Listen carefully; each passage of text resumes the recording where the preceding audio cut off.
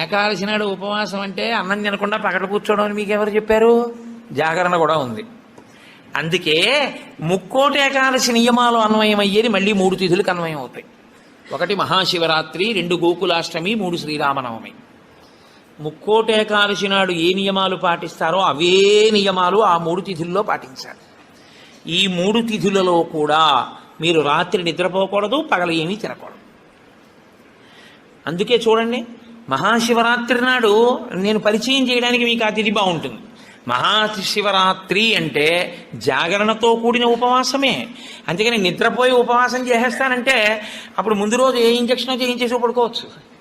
12 గంటల తర్వాత తెలివచ్చే ఇంజక్షన్ ఒకటి. అలా కుదరదు.